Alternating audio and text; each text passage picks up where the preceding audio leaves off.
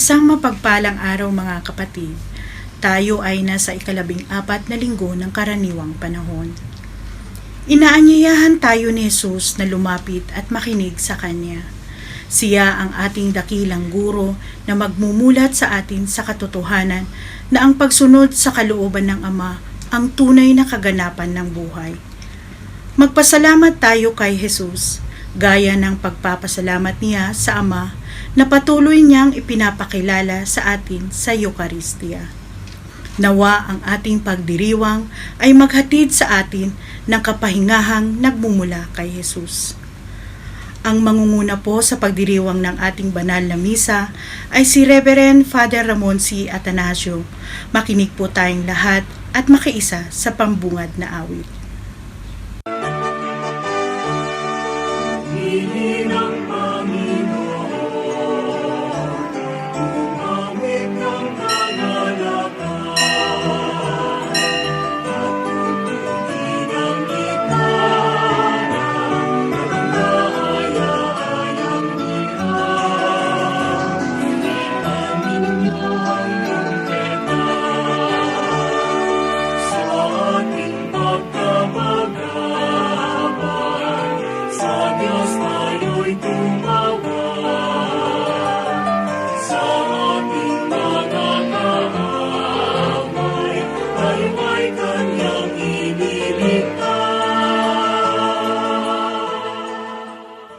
Sa ngalan ng Ama at ng Anak at ng Espiritu Santo.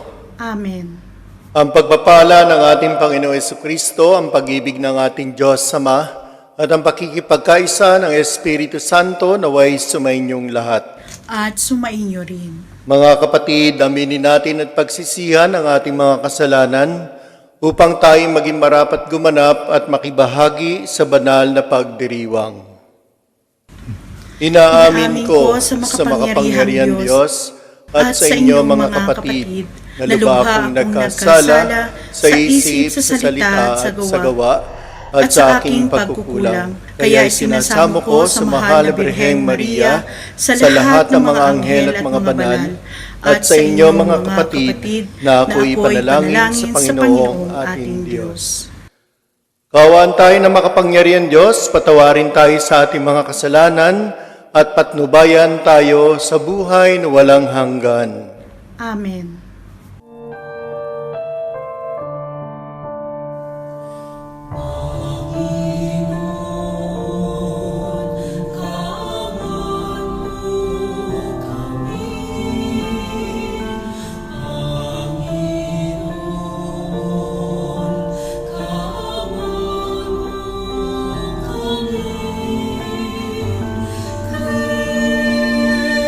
Cristo, come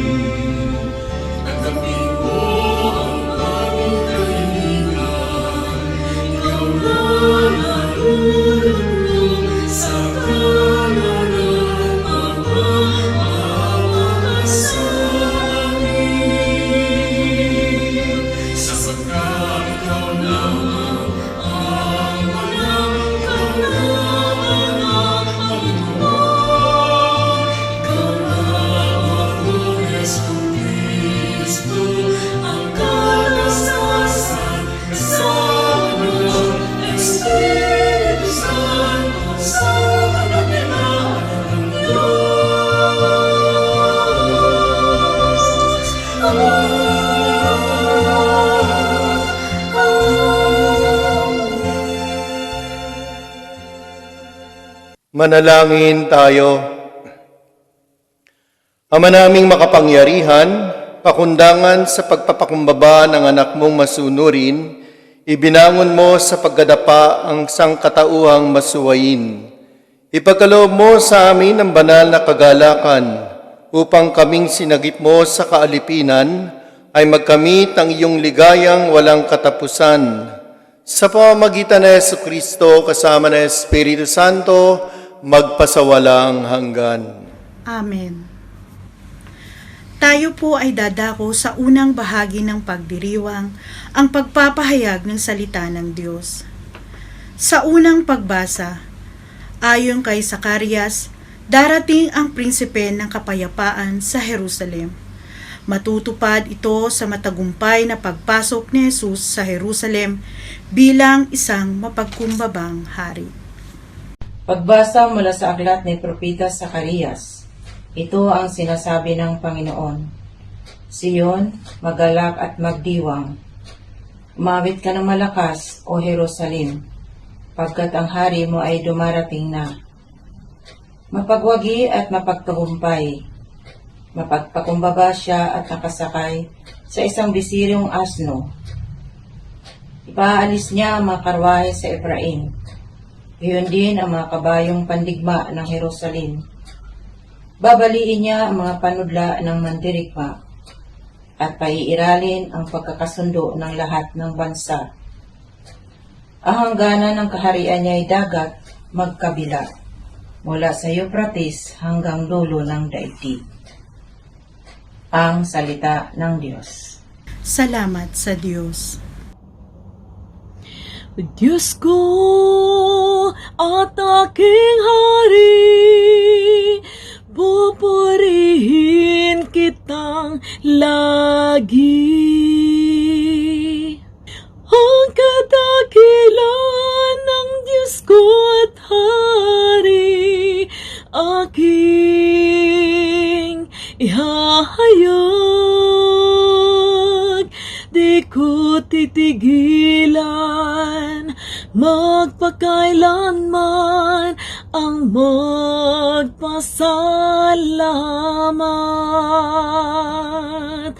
Aking pupurihin, pasasalamatan siya.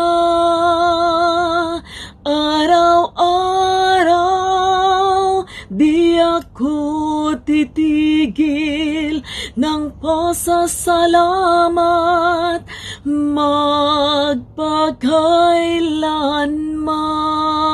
magpakailanman. Diyos ko at aking hari, pupurihin kitang lagi.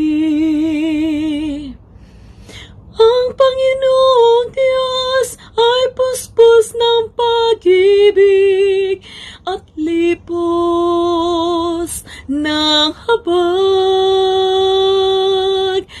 Banayad magalit, ang pag-ibig niya'y hindi kumukupas.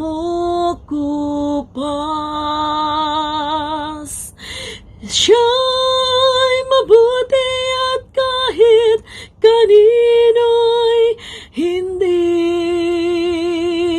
nagtatangi sa kanyang nilikha.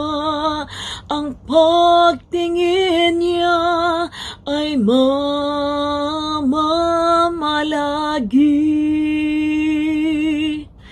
Diyos ko at aking hari, pupurihin kitang lagi. Magpupuring lahat sa iyo pon ang iyong nilalang. Lahat mong nilikha ay pupurihin ka't pasasalamatan. Babanggitin nilang tunay na dakila ang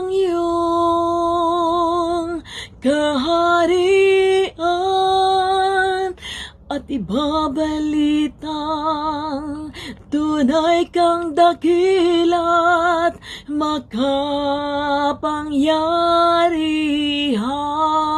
makapangyarihan. Diyos ko at aking Hari, pupurihin kitang lagi. Di ka bibiguin sa mga pangako, pagkat ang Diyos ay tapat. Ang kanyang ginawa, kahit ano ito, ay mabuting lahat. Siya'y tumutulong sa lahat ng tao na may suliranin. Yaong inaapi, inaalis niya sa pagkagupiling. Diyos ko at aking Hari, pupurihin kitang lagi. Diyos ko at aking Hari, pupurihin kitang lagi. Sa ikalawang pagbasa, pinalaya tayo ni Jesus mula sa kasalanan at taglay natin ngayon ang kanyang espiritu na siyang ating lakas para lumaban sa tukso at mabuhay sa diwa ng Diyos. Pagbasa mula sa sulat ni Apostol San Pablo sa mga taga-Roma. Mga kapatid, hindi na kayo namumuhay ayon sa laman, kundi ayon sa Espiritu, kung talagang nananahan sa inyo ang Espiritu ng Diyos. Kung ang Espiritu ni Kristo'y wala sa isang tao, hindi siya kay Kristo. Kung nananahan sa inyo ang Espiritu ng Diyos, na siyang muling bumuhay kay Jesucristo, ang Diyos din yan ang magbibigay ng buhay sa inyong mga katawang mamamatay, sa pamamagitan ng kanyang Espiritong nananahan sa inyo. Mga kapatid, hindi na tayo alipin ng likas na hilig ng laman, kaya hindi na tayo dapat mamuhay ayon sa laman. Sapagkat mamamatay kayo kung namumuhay kayo sa laman. Ngunit kung pinapatay ninyo sa pamamagitan ng Espiritu Santo ang mga gawa ng laman, mabubuhay kayo. Ang salita ng Diyos. Salamat sa Diyos.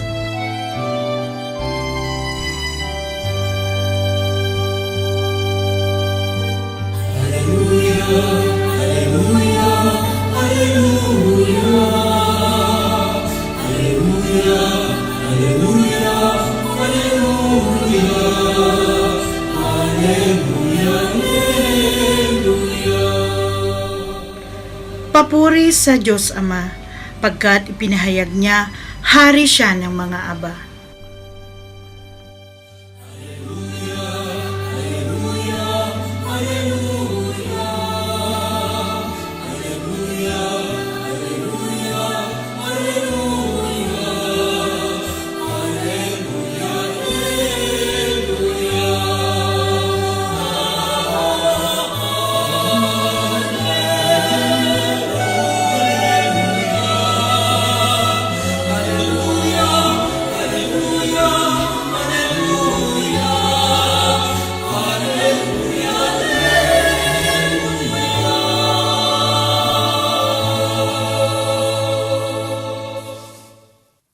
Sumainyo ang Panginoon, At sumainyo rin. ang mabuting balita ng Panginoon ayon kay San Mateo. Papuri sa iyo, Panginoon. Papuri sa iyo, Panginoon. Noong panahong iyo'y sinabi ni Jesus, "Pinasasalamatan kita, Ama, Panginoon ng langit at lupa, sapagkat inilihim mo ang mga bagay na ito sa marurunong at matatalino, at inihayag sa may kaloobang tulad ng sa bata. Oo, Ama, sapagkat gayon ang ikinalulugod mo. Ibinigay sa akin ng aking Ama ang lahat ng bagay. Walang nakakikilala sa anak kundi ang Ama, at walang nakakilala sa Ama kundi ang anak, at yaong marapating pagpahayagan ng anak. Lumapit kayo sa akin, kayong lahat na napapagal at nabibigatan sa inyong pasanin, at kayo'y pagpapahingahin ko. Pasanin ninyo ang aking pamatok, at mag-aral kayo sa akin. Ako'y maamo at mababang loob, at makasusumpong kayo ng kapahingahan para sa inyong kaluluwa, sapagkat maginhawang dalhin ang aking pamatok at magaan ang pasaning ibibigay ko sa inyo. Mga kapatid, ang mabuting balita ng Panginoon. Pinupuri ka namin, Panginoong Heso Kristo. Magandang hapon sa inyong lahat, mga kapatid. Ngayon ay narito tayo, nagsama-sama ulit sa ating pagdiriwang ng banal na misa. Yun nga lang, online pa rin tayo. At ito ang panahon para magpuri at magpasalamat sa Diyos. Although every day we do this, but in this time of Eucharistic celebration, mas lalo nang dapat natin siyang pasalamatan at papurihan. So nasa 14 na linggo na tayo sa karaniwang panahon. Sadyang kay bilis ng panahon, mga kapatid. Subalit ganun pa man, kahit sabihin na nating nasa buwan na tayo ng Hulyo o July, nasa sitwasyon pa rin tayo ng pandemic.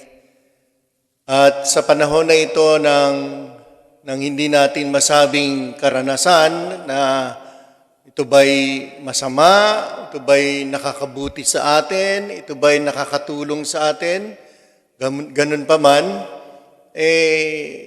damahin natin ang presensya ng Diyos. Alam ko sa mga panahon na ito, marami ang talagang nahihirapan. Maraming mga kapatid natin ang nangungulila. Nangungulila dahil hindi nga makauwi dahil sa pandemic na ito kasi we are on lockdown kahit yung ating bansa. Marami ring nangungulila kasi nawala na ang kanilang mga minamahal sa buhay dahil din sa pandemic na ito, dahil sa COVID-19. Marami rin tayong kapatid na namayapa dahil sa ibang kadahilanan na naririto sa ating kinalalagyang bansa.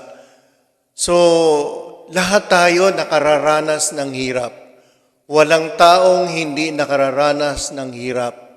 Lalo na nga yung mga nawalan ng trabaho, yung no work, no pay. No? Well, kami po, na mga pare, nakakaranas din kami ng hirap.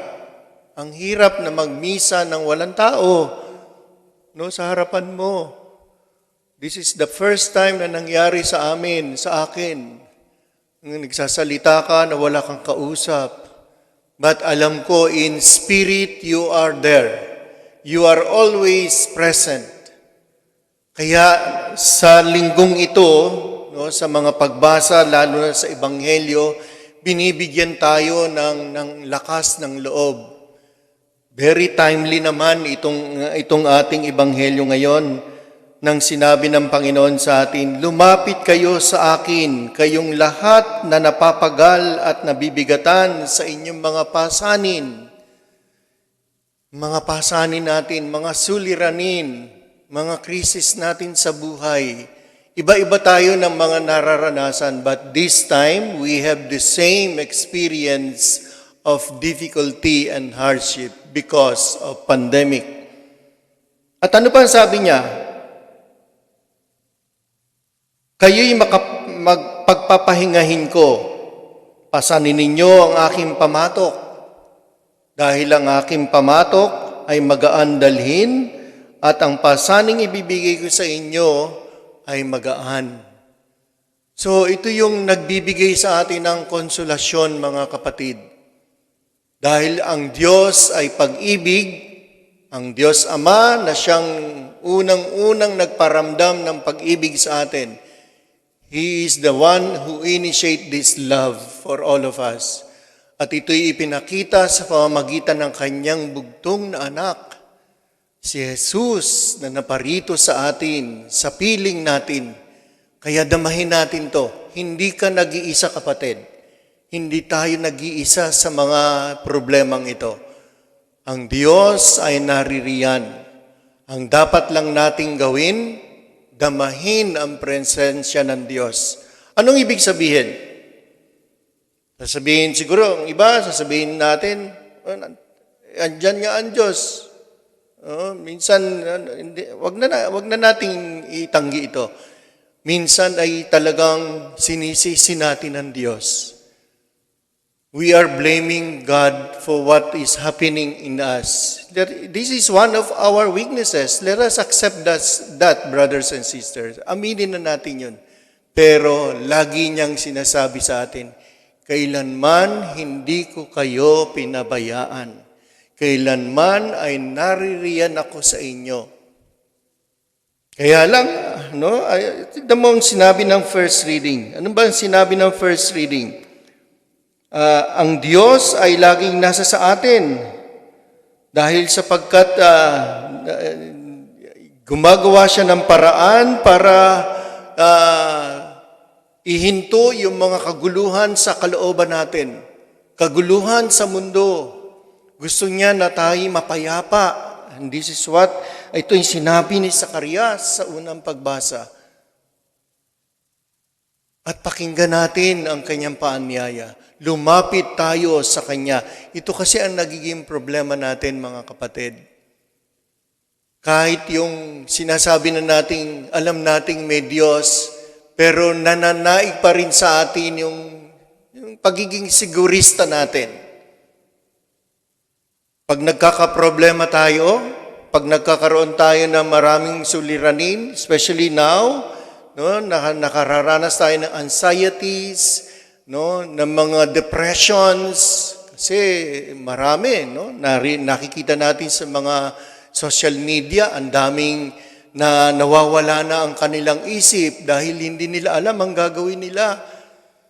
Kaya sabi ng Diyos, why? Andito ako, tumawag ka lang. Ito ngayon na nagiging problema natin.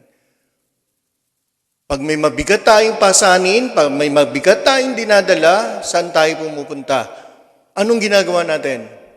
Alak, bisyo, minsan nga sexual fantasies. No, we cannot deny this. At kung ano-ano pa mga paraan ang gusto nating gawin, ML. Alam niyo ba yung ML? Yun. Yung Mobile Legend at kung ano mga laro. Hindi naman sinasabi ng simbahan, hindi na masama yan. No, you can do anything. But first and foremost, remember kung anong sinabi niya nung isang linggo. Kung minamahal mo ang ibang tao ng higit sa akin, lalo na ang mga magulang mo, at kung minamahal mo ang mga ibang gawain kaysa akin, hindi ka pwedeng maging alagad ko. So, first and foremost, Diyos muna bago ang lahat. God first. Hindi niya nga sinabing only God. Sabi niya, siya muna, bago lahat.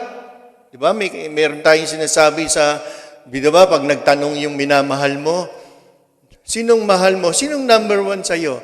Ikaw ang number one. Sabi ng minamahal niya, ayoko ng number one. Gusto ko, I am the only one. Because if there is number one, there will be number two, number three. But for God, sabi niya, ako muna, bago lahat. Why? Sinabi natin noong isang linggo, sapagkat tuturuan niya tayo. At ito rin ang binanggit niya sa Ebanghelyo. Mag-aral kayo sa akin, ako'y maamo at mababang loob. Kung uunahin natin ang Diyos higit sa lahat, tuturuan niya tayong maging maamo. Kumalma ang buhay natin. Maging mababa ang kalooban. Tanggapin na ang Diyos ay naririyan sa tabi natin. Narinig niyo ba yung sinabi niya? Sabi niya rito, nagpapasalamat kami, Panginoon, o pinasasalamatan kita sapagkat inilihim mo ang mga bagay na ito sa mga matatalino at magagaling. At ito'y iyong ipinakita at pinaramdam sa mga maliliit mong nilalang. Anong ibig sabihin nun? Alam nyo kasi yung mga matatalino, yung mga umaasa sa kanilang lakas, sa kanilang talino, sa kanilang sa kanilang sarili, hindi yan umaasa sa Diyos. Kailanman hindi nila naiisip na may Diyos higit sa kanila. Kaya nga, sa ating maliliit, ipinahayag ang mga bagay nito sapagkat ang mga may mababang loob, ang mga simpleng tao, ang mga maamo ay ina-acknowledge nila yung presence of God in their lives. Kaya ito yung dapat nating gawin, mga kapatid. Magpakababa, maging maamo, maging mapagmahal sa kapwa. Kita nyo naman ang ginagawa, no? Pag natuto tayo sa Kanya ng pagmamahal at pag-aaruga, tayo mismo ang nag-aalaga sa ating kapwa. Ganito siya gumamit ng pag-ibig niya. Gumagamit siya ng ibang tao para maiparamdam ang kapahingahang ito sa mga nahihirapan. And there are many people, the frontliners, we are always mentioning in our celebrations. Let us thank them, pasalamatan natin sila. Ang mga grupo ng mga tao na gustong tumulong sa mga nahihirapan, hirap din sila, pero mas lalong may nahihirapan kaysa sa kanila, kaya walang tigil silang tumutulong sa mga nangangailangan. So let us all be aware of this, na ang Diyos ay nag-aanyaya sa ating lumapit sa Kanya, tumawag sa Kanya, sapagkat hindi tayo iiwan ng Diyos kailanman.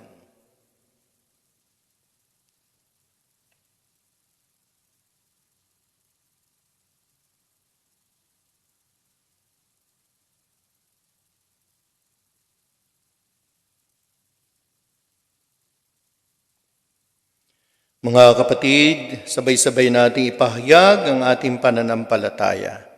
Sumasampalataya ako sa Diyos sa makapangyarihan sa lahat, na may gawa ng langit at lupa. Sumasampalataya ako kay Jesucristo, iisang anak ng Diyos, Panginoon nating lahat, na katawang tao siya, lalang ng Espiritu Santo, ipinanganak ni Santa Mariang Birhen, pinagpakasakit ni Poncio Pilato, ipinako sa krus, namatay, inilibing, nanaog sa kanaroroonan ng mga yumao, na may katlong araw na buhay na magmuli, makyat sa langit, naluluklok sa kanan ng Diyos sa mga makapangyarihan sa lahat. Doon magmumulang paririto at hukom sa nangabubuhay at nangamatay na tao. Sumasampalataya naman ako sa Diyos Espiritu Santo, sa banal na simbahang Katolika, sa kasamahan ng mga banal, sa kapatawaran ng mga kasalanan, sa pagkabuhay na muli na nangamatay na tao, at sa buhay na walang hanggan. Amen. Panalangin ng bayan. Inihayag sa atin ng Panginoong Hesus na mahabagin at maamo ang Diyos Ama, dakila sa Kanyang kabutihan. Lumapit tayo sa Kanya at manalangin ng may buong pagtitiwala at sabihin, Ama, dinggin mo ang aming panalangin. Ama, dinggin mo ang aming panalangin. Ipagpatuloy nawa ng simbahan sa pamumuno ng Santo Papa ang kanyang paninindigan para sa kapayapaan, katarungan at pag-ibig. Lalo't higit sa mga panahon at pagkakataong Patuloy ang digmaan, panunupil, at hayagang pagkitil sa buhay ng tao. Manalangin tayo. Ama, dinggin mo ang aming panalangin. Maging mga tapat na lingkod ng Panginoon nawa ang mga obispo, pari at diakono. Sa pamagitan ng payak na pamumuhay at makabuluhang paggabay sa lahat. Manalangin tayo. Ama, dinggin mo ang aming panalangin. Sikapin nawa ng mga pinuno ng ating bansa na ipalaganap ang kapayapaan at katarungan sa lipunan at kalingain lahat ng mga mamamayan. Manalangin tayo. Ama, dinggin mo ang aming panalangin. Makatagpo nawa ng kapangyarihan kay Kristo ang mga inuusig at nabibigatan, ang mga may sakit at nalulumbay, mga pamilyang nahati dulot ng kahirapan at di pagkakaunawaan. Manalangin tayo. Ama, dinggin mo ang aming panalangin. Mahagkan nawa ng Ama ang mga kapatid nating yumao sa kanyang kaharian sa langit. Manalangin tayo. Ama, dinggin mo ang aming panalangin. So patuloy nating isama sa ating mga panalangin ang mga kapatid nating tumutulong at na gumagawa ng paraan para maibsan ang nararamdamang problema ng mga kapatid natin sa pamamagitan ng pagbibigay ng tulong pinansyal, material at spiritual. Lalo na ang mga frontliners natin na patuloy na naglilingkod sa pamamagitan ng pagliligtas ng buhay ng mga taong naapektuhan ng virus na ito. Manalangin tayo sa Panginoon. Ama, dinggin mo ang aming panalangin. Sama rin natin ang mga nangungulila sa mga mahal nila sa buhay na namayapa na, ang mga namatay sa COVID-19 at namatay sa iba pang kadahilanan. Nawa, bigyan sila ng aliw ng Diyos sa kanilang pangungulila.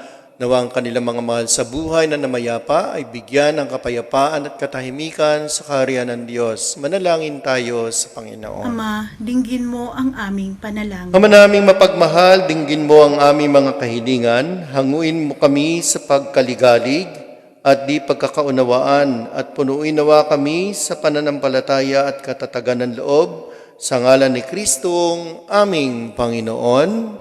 Amen. Amen.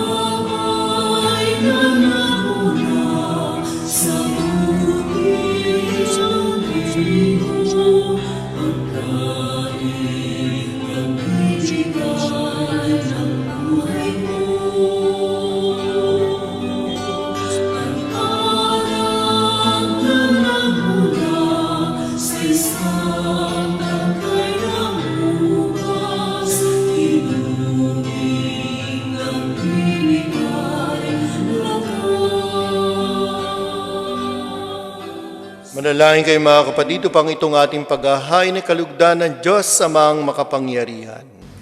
Tanggapin nawa ng Panginoon itong paghahain sa iyong mga kamay, sa kapurihan niya at karangalan sa ating kapakinabangan at sa buong sambayanan niyang banal. Ama naming lumikha, ang paghahain namin sa iyong ngalan ay siya nawang sa amin dumalisay upang ito ay maging pagganap araw-araw ng aming paglipat sa buhay sa kalangitan. Sa pamamagitan ng Jesucristo, kasama ng Espiritu Santo, magpasawalang hanggan.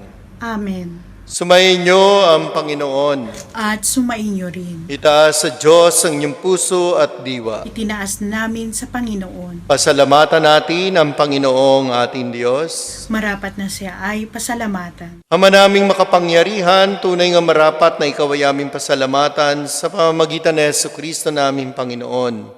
Siya ay naging kapwa naming maasahan upang may mangunang umako sa pananagutan. Dahil hangad mong magbago ang kinimihas ng pagkakanya-kanya ng sangkatauhan. Bunga ng pagtitiis, siya ay nanaig, at ang kamatayan ay kanyang nalupig, kaya't siyang aming daan para aming masapit ay yung tapat at maaasahang pag-ibig. Kaya kaisa ng mga anghel na nagsisiawit ng papuri sa iyo nang walang humpay sa kalangitan, kami nagbubunyi sa iyong kabutihan.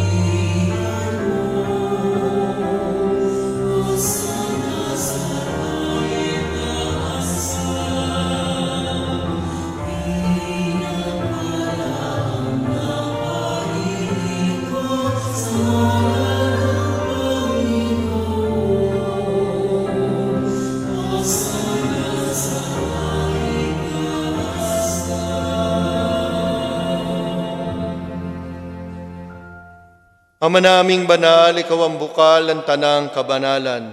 Kaya't sa pamamagitan ng iyong Espiritu, gawin mong banal ang mga kaloob na ito upang para sa amin maging katawan at dugo ng aming Panginoong Hesukristo.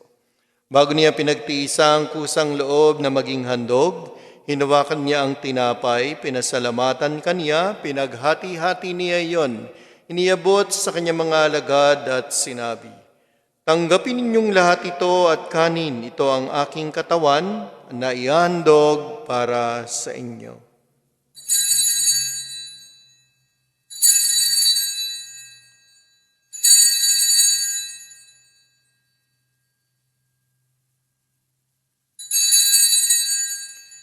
Gayun din naman na matapos ang hapunan, hinuwakan niya ang kalis, muli kanyang pinasalamatan.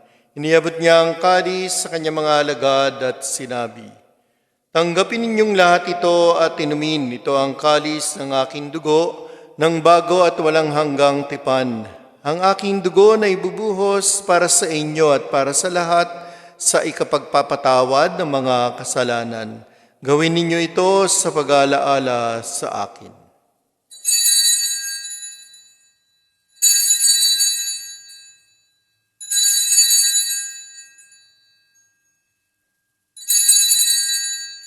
Ipagbunyi natin ang misteryo ng pananampalataya.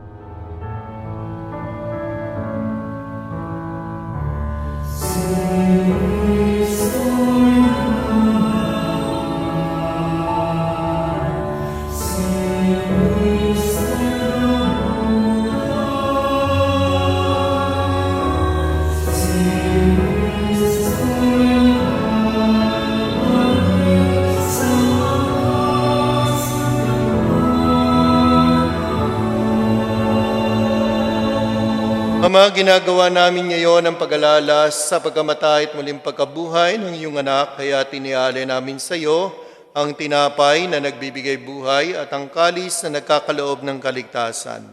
Kami nagpapasalamat dahil kami iyong minarapat na tumayo sa harap mo para maglingkod sa iyo. Isinasamo namin kami magsasalo-salo sa katawan at dugo ni Kristo ay mabuklod sa pagkakaisa sa pamamagitan ng Espiritu Santo. Ama, lingapin mo ang iyong simbahang laganap sa buong daigdig.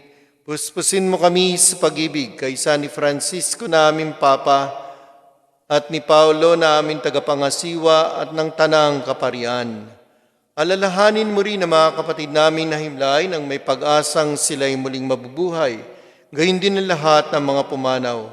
Kawaan mo sila at patuloyin sa iyong kaliwanagan. Kawaan mo at pagindapating kaming lahat na makasalo sa imbuhay na walang wakas, kaisa ng mahal na Birheng Maria na ina ng Diyos, ni San Jose na kanyang esposo, ng mga apostol at ng lahat ng mga banal, na namuhay dito sa daigdig ng kalugod-lugod sa iyo. Maipagdiwang nawa namin ang pagpupuri sa ikararangal mo sa pamamagitan ng iyong anak naming Panginoong Heso Kristo. Sa pamamagitan ni Kristo, kasama niya at sa Kanya, ang lahat ng parangal at papuri ay sa iyo, Diyos Ama makapangyarihan, kasama ng Espiritu Santo, magpasawalang hanggan.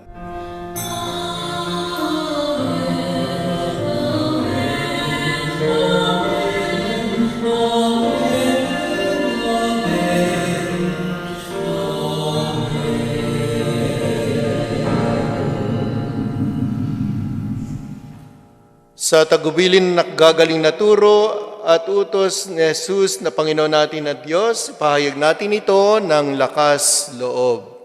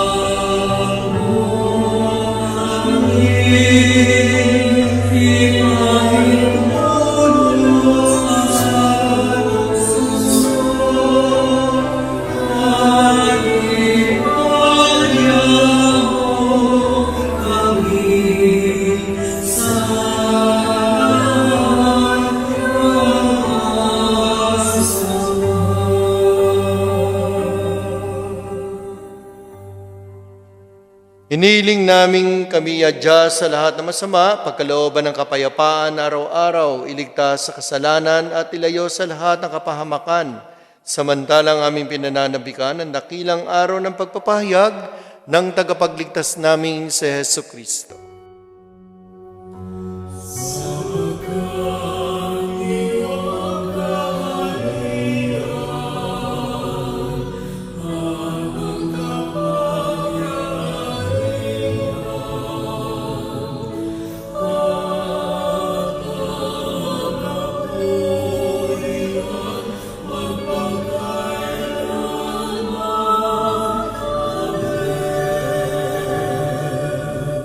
Panginoon Jesucristo, sinabi mo sa iyong mga apostol, kapayapaan ang iniiwan ko sa inyo, ang aking kapayapaan ang binibigay ko sa inyo.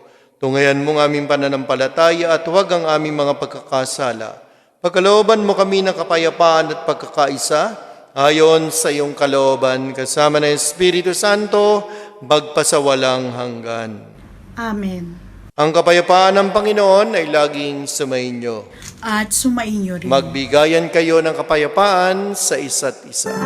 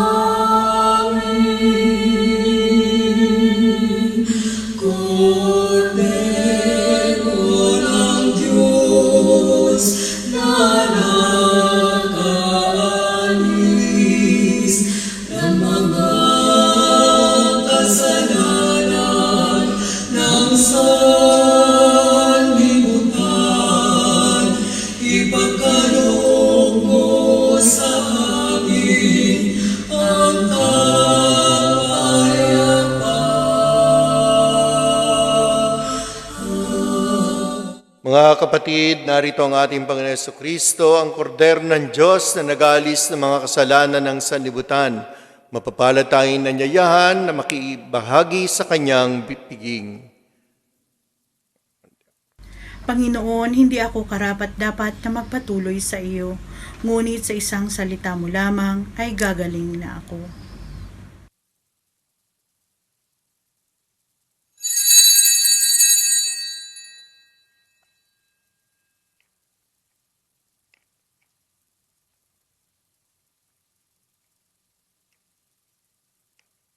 Aking Jesus, nananalig ako, ikaw ay nananahan sa pinakabanal na sakramento. Mahal kita na higit sa lahat ng bagay. At nais kong tanggapin ka sa aking kaluluwa, subalit sa sandaling ito, ikaw ay hindi ko matatanggap sa banal na komunyon. Naway tanggapin kita ng espiritual sa aking pagnanais, na ito at pumasok ka sa aking puso. Niyayakap kita na parang naririto ka na sa akin at pinagkaisa ko ang aking sarili sa iyo. Huwag mong hayaan ako ay mawalay sa iyo. Amen. Ninais ko po, Panginoon, na tanggapin kayo na may kalinisan, kapakumbabaan at debosyon tulad ng pagtanggap sa inyo ng banal na Inang Maria at sa diwa at pananalig ng mga santo. Amen.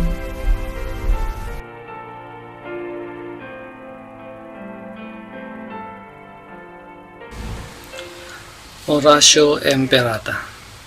Ama naming mapagmahal, lumalapit kami sa iyo sa aming pangangailangan upang hilingin kami ay ipagadya mo sa sakit na dulot ng COVID-19 na kumitil ng maraming buhay at patuloy na kumakalat sa iba't ibang bayan at bansa.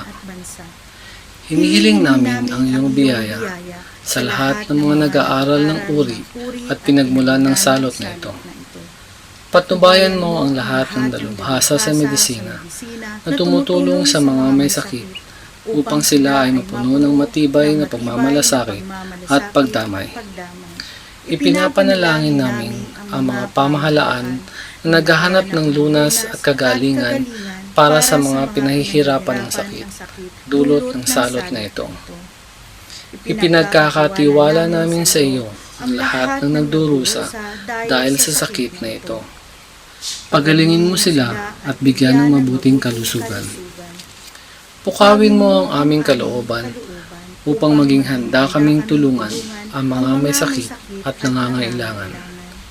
Hinihiling namin ito sa pamamagitan ni Jesucristong anak mo na nabubuhay at naghahari kasama mo at ang Espiritu Santo, iisang Diyos, magpasawalang hanggan. Amen.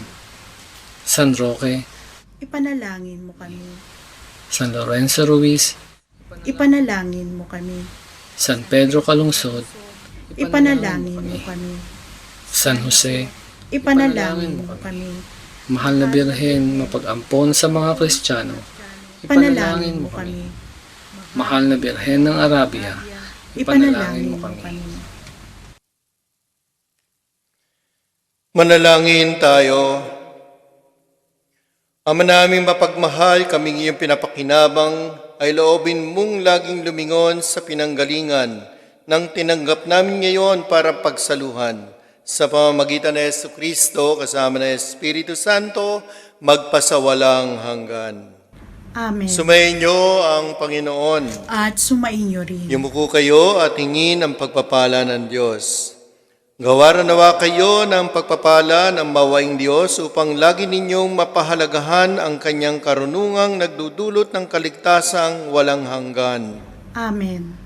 Gawaran nawa ng kapatanagan ng Diyos ang inyong pananampalataya na nasasalig sa kanyang pagmamahal upang mamalagi kayong nagsisikap gumawa ng kabutihan ngayon at magpasawalang hanggan.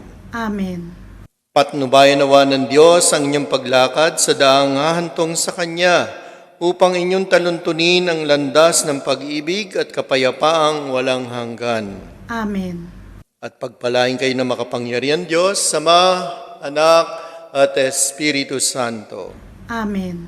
Tapos na ang banal na misa, humayo kayong taglay ang pag-ibig upang ang Panginoon ay mahalin at paglingkuran. Salamat sa Diyos.